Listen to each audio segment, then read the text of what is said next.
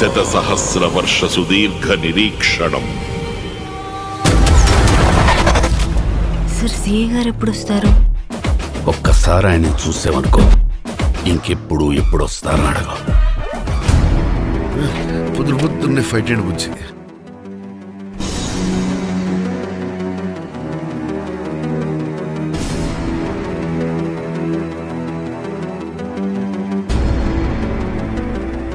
Records చూసుకో, ఇంతవరకు ఒక్క ఫైట్ కూడా ఓడిపోలేదు. ఈ యుద్ధం మళ్ళీ మొదలైనట్టుంది.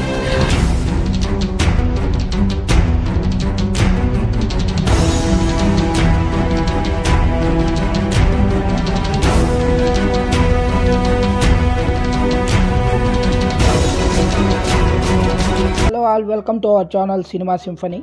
ఇయర్ ఎండ్కి వచ్చింది. 2024కి బాయ్ చెప్పే టైం ఆసన్నమైంది. సో ఇక తెలుగు మూవీస్లో కూడా ఏమీ రిలీజ్కి రెడీగా లేవు.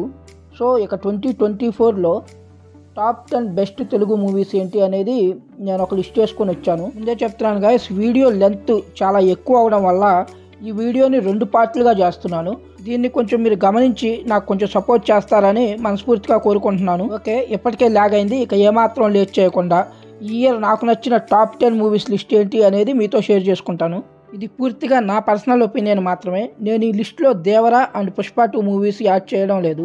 ఎందుకంటే ఇది కమర్షియల్గా హిట్ అయినప్పటికీ అవైతే బెస్ట్ మూవీస్ కాదు నా దృష్టిలో. ఓకే, ఇక ఏమాత్రం లేట్ చేయకుండా నా టాప్ 10 లిస్ట్ చూద్దాం ఒకసారి. మీరు కానీ నా ఛానల్ ఫస్ట్ టైం విజిట్ చేసినట్లయితే ఛానల్ సబ్స్క్రైబ్ చేసుకొని బెల్ ఐకాన్ ఆన్లో పెట్టుకోండి. Number 1 in the list Hanuman. సంక్రాంతికి ఏమాత్రం అంచనాలు లేకుండా వచ్చి 3 పెద్ద సినిమాలతో పోటీపడి మరి ఈ ఇయర్ బిగ్గెస్ట్ హిట్ మూవీస్లో ఒకటిగా నిలిచింది. ఈ మూవీలో సూపర్ హీరో కాన్సెప్ట్తో మన మైథాలజీని యాడ్ చేసి ప్రశాంత్ వర్మ ఈ మూవీ తీసిన విధానం నాకు చాలా బాగా నచ్చింది.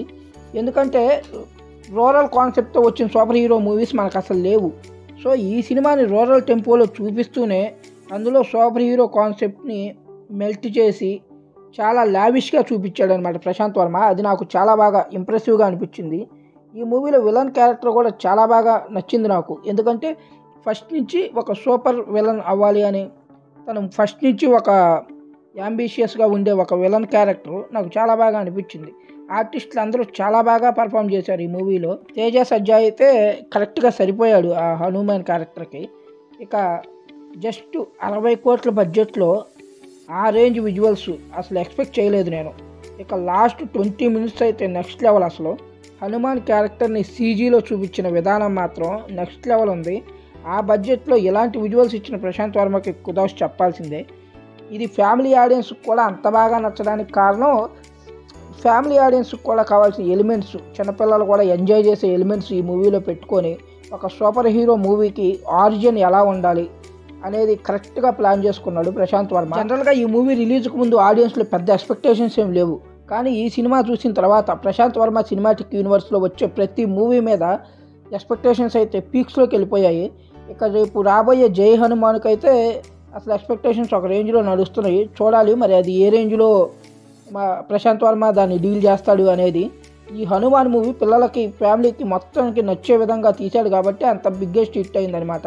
ఇక number 2 in the list natural star Nani హీరోగా చేసిన సరిపోదా శనివారం. నాకు ఈ ఇయర్ వచ్చిన కమర్షియల్ మూవీస్లో బాగా నచ్చిన మూవీ సరిపోదా శనివారం. నాకు థియేటర్లో ఈ మూవీ చూసినప్పుడు ఫస్ట్ టైం ఓకే మూవీ అనిపించింది. ఆ తర్వాత ఈ మూవీ చిన్నగా ఎక్కేసింది నా మైండ్కి.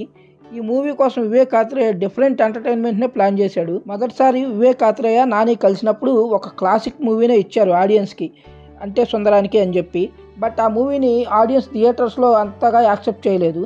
సో దానికోసం కసితో పనిచేసినట్లున్నాడు వివేక్ ఆత్రేయ ఈ మూవీ కోసం. ఇక ఈ సినిమా ప్లాట్ లైన్ విషయానికి వస్తే ప్లాట్ లైన్ ఏముందిలేండి, ఈ సినిమా ఆల్రెడీ అందరూ చూసే ఉంటారు కాబట్టి ప్లాట్ లైన్ నేను సపరేట్గా చెప్పట్లేదు.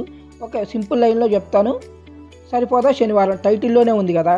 హీరోకి శనివారం తప్ప మిగతా రోజుల్లో హీరో తన కోపం చూపించడు. అలానే సోకులపాలెం అనే ఒక ఊరిని పట్టి పీడిస్తున్న రాక్షసుడు దయ, అతని నుంచి ఈ సోకులపాలెం ప్రజల్ని హీరో ఎలా కాపాడాడు అనేది ప్లాట్ లైన్ అనమాట.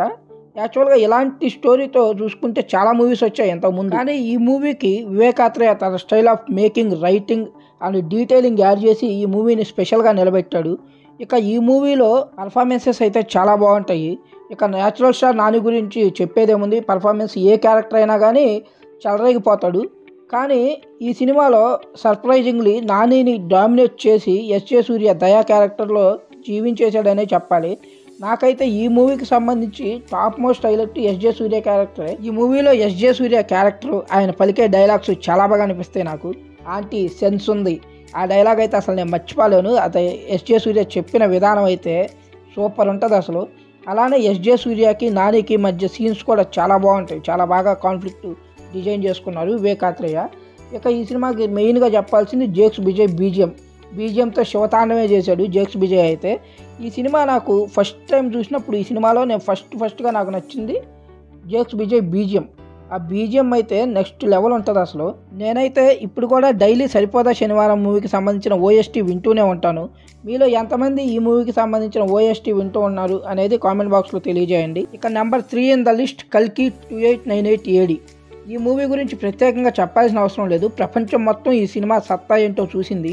నేను ఈ మూవీ రిలీజ్కి ముందు బాగుంటుంది అని ఎక్స్పెక్ట్ చేశాను కానీ మరీ ఇంత బాగుంటుంది అనుకోలేదు.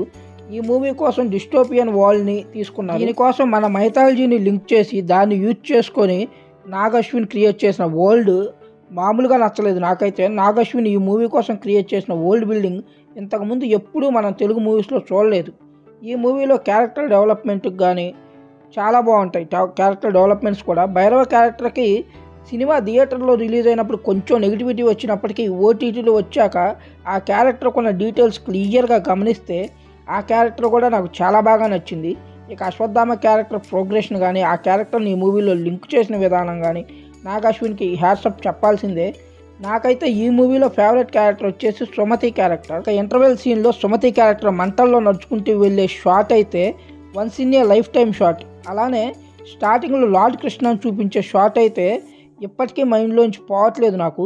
One of the iconic shot in Telugu cinema industry. నాకైతే పర్ఫెక్ట్ పాన్ ఇండియా మూవీ అంటే కల్కి 2898 AD మాత్రమే. నాగ్ అశ్విన్ ఈ సినిమా కోసం క్రియేట్ చేసిన వరల్డ్ అసలు మనం ఇంతకుముందు ఎప్పుడు మన తెలుగు సినిమాల్లో చూడలేదు. హాలీవుడ్ సినిమాలకి ధీటుగా ఈ సినిమాని నాగ్ అశ్విన్ ప్రజెంట్ చేశాడు. ఇక మీకు ఈ మూవీలో ఫేవరెట్ క్యారెక్టర్ ఏంటి అనేది, ఫేవరెట్ షాట్ ఏంటి అనేది కామెంట్ బాక్స్లో కామెంట్ చేయండి. ఇక నెంబర్ 4 ఇన్ ద లిస్ట్ పేక మేడలు వినోద్ కిషన్. అదే కార్తీ నా పేరు శివ మూవీలో విలన్గా చేశాడు కదా, అతను ఈ మూవీలో లీడ్ రోల్ చేశాడు. పేక మేడలు మూవీ నాకైతే ఈ పేక మేడలు మూవీ ఈ ఇయర్ రిలీజ్ అయిన మూవీస్లో మిడిల్ క్లాస్ లైఫ్ని పర్ఫెక్ట్గా చూపించిన మూవీ ఏదన్నా ఉంది అంటే ఈ పేక మేడల మూవీయే. ఈ సినిమా ప్లాట్ లైన్ వచ్చేసి Lakshman and Varalakshmi wife and husband అనమాట. మిడిల్ క్లాస్ ఫ్యామిలీ హైదరాబాద్ స్లమ్లో బతుకుతూ ఉంటారు. లక్ష్మణ్ బీటెక్ కంప్లీట్ చేస్తాడు. బట్ తనకి ఈ ట్రెడిషనల్ టైప్ జాబ్స్ అంటే ఇష్టం ఉండదు. తనకి ఏదైనా ఓవర్ నైట్లో ఈజీ మనీ సంపాదించాలి అని కళ్ళకంటూ ఉంటాడు. అయితే ఒక రియల్ ఎస్టేట్ బ్రోకర్గా వర్క్ చేస్తూ ఉంటాడనమాట ఈ లక్ష్మణ్. అతనికి కష్టపడే తత్వం అసలు ఉండదు. ఇక ఇటు సైడ్ చూసుకుంటే లక్ష్మణ్ వైఫ్ వరలక్ష్మి తను చాలా కష్టపడే మనిషి అనమాట. తను పార్ట్ టైం జాబ్స్ చేసి అంటే వాళ్ళ ఇంట్లో వీళ్ళింట్లో పనులు చేసి ఫ్యామిలీని నడుపుతూ ఉంటుంది. ఆ అమ్మాయి సొంతగా ఒక బిజినెస్ పెట్టుకోవాలని కళ్ళగంటూ ఉంటుంది. ఎట్టకేలకు కొంతమంది హెల్ప్ తీసుకొని అంటే తను పనిచేసే ఓనర్స్ హెల్ప్ తీసుకొని ఒక చిన్న కర్రీ పాయింట్ లాగా స్టార్ట్ చేస్తుంది. సో తర్వాత ఏమైంది, 2 కాంట్రాస్ట్ మనస్తత్వాలు ఉన్న వీళ్ళిద్దరు లైఫ్ ఎలాంటి మలుపులు తిరిగింది అనేదే ఈ సినిమా ప్లాట్ లైన్. ఇక ఈ మూవీ గురించి చెప్తే మనం ఈ మూవీ చూస్తున్నంతసేపు మనం మూవీ చూస్తున్నాం అనే ఫీల్ అయితే రాదు. మన ఇంటి పక్కనే జరుగుతున్న స్టోరీలా అనిపిస్తుంది. మన ఇంటి పక్కనే ఈ లక్ష్మణ్ ఈ వరలక్ష్మి మన ఇంటి పక్కనే ఉంటున్నారేమో అనేలాగా ఉంటుంది. సినిమా చాలా రియలిస్టిక్గా ఉంటుంది. లీడ్ రోల్స్ చేసిన వినోద్ కిషన్ అండ్ ఆ వరలక్ష్మిగా చేసిన అమ్మాయి వీళ్ళిద్దరు యాక్టింగ్ అయితే టాప్ నాచ్ ఉంటుంది. అంటే చాలా న్యాచురల్గా ఉంటుంది. నిజమైన middle class wife and husband ఎలానే ఉంటారు అనేలాగా చాలా బాగా చేశారనమాట ఆ క్యారెక్టర్లో. ఇక వినోద్ కిషన్ అయితే లక్ష్మణ్ క్యారెక్టర్లో జీవించేశాడు. తన వైఫ్ క్యారెక్టర్ చేసిన అమ్మాయి కూడా చాలా న్యాచురల్గా చేసింది. ఇక ఈ సినిమాకి సంబంధించి క్లైమాక్స్ అయితే నన్ను షాక్ చేసింది. ఈ సినిమా క్లైమాక్స్ విషయంలో ఎలాంటి సినిమాటిక్ లిబర్టీస్ తీసుకోకుండా చాలా రియలిస్టిక్గా చూపించారు. అది నాకు చాలా బాగా నచ్చింది. మీరు కానీ ఇంతవరకు ఈ మూవీ చూడకపోతే ఖచ్చితంగా చూడండి. సినిమా అయితే చాలా బాగుంటుంది. ఇది ఒక సినిమాలాగా అనిపించదు. మనకు చూస్తున్నంతసేపు ఒక మిడిల్ క్లాస్ లైఫ్లో ఒక వైఫ్ అండ్ హస్బెండ్ ఎలా ఉంటారో అలానే ఉంటుంది. మన జీవితాల్లో మనమే చూసుకున్నట్లు ఉంటుంది. అంత బాగా తీశారు ఈ సినిమా అయితే. ఇక number 5 in the list Shri Vishnu హీరోగా చేసిన స్వాగ్. ఈ లిస్ట్లో మోస్ట్ అండర్ రేటెడ్ మూవీ ఏదైనా ఉందంటే అది స్వాగే. ఈ మూవీని థియేటర్లో ఫ్లాప్ చేసి నిజంగానే TFI ఫెయిల్ అయింది అనిపించింది నాకైతే. ఈ ఇయర్ వచ్చిన మూవీస్లో one of the best writing ఉన్న మూవీ ఇది. జెండర్ ఈక్వాలిటీ థీమ్ మీద ఈ ఇయర్ వచ్చిన మోస్ట్ అండర్ రేటెడ్ మూవీ ఇది. ఇక ఈ సినిమాలో శ్రీ విష్ణు గారి పర్ఫార్మెన్స్ అయితే the best performance in his career అని చెప్పొచ్చు. విభూతి క్యారెక్టర్లో జీవించేశాడు. అసలు ఈ మూవీని ఫెయిల్ చేసి టీఎఫ్ఐ నిజంగానే చాలా పెద్ద తప్పు చేసింది. అన్డౌటెడ్లీ ఇది ఒక అండర్ రేటెడ్ జమ్. ఇక ఈ సినిమాలో శ్రీ విష్ణు గారి పర్ఫార్మెన్స్ అయితే నెక్స్ట్ లెవెల్ ఉంటుంది. విభూతి క్యారెక్టర్లో శ్రీ విష్ణు గారిని అలా చూసినప్పుడు నాకైతే ఈ జనరేషన్కి మన తెలుగులో కమల్ హాసన్ గారు శ్రీ విష్ణునే అనిపించింది. ఇక ఆ విభూతి క్యారెక్టర్లో అయితే చాలా బాగా చేశాడు అనమాట. అసలు ఎమోషనల్ చేసి అవతల పడేశాడు ఆ విభూతి క్యారెక్టర్తో. ఆ క్లైమాక్స్లో వచ్చే డైలాగ్స్ అయితే ఆడియన్స్ చేత క్లాప్స్ కొట్టేస్తాయి ఖచ్చితంగా. అలానే ఈ మూవీలో చైల్డ్ ఆర్టిస్ట్ రోల్ చేసిన రోషన్ అనుకుంటా అతని పేరు, సారీ మర్చిపోయాను, అతను కూడా చాలా బాగా పర్ఫామ్ చేశాడు. అసలు ఇది పర్ఫార్మెన్సెస్ అయితే ఈ మూవీలో ప్రతి ఒక్కరు చాలా బాగా చేశారు. నాకు సంబంధించిన వరకు ఈ మూవీ ఇయర్ వచ్చిన the best under rated movie.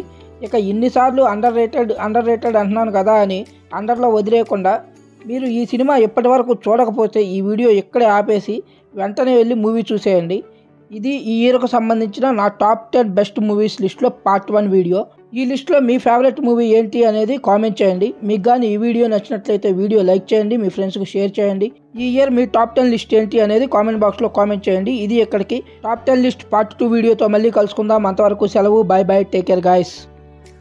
Hi, ఈ వీడియో కానీ మీకు నచ్చినట్లయితే వీడియో లైక్ చేయండి, మీ ఫ్రెండ్స్కి షేర్ చేయండి. ఈ వీడియో మీకు ఎలా అనిపించింది కామెంట్ బాక్స్లో కామెంట్ చేయండి.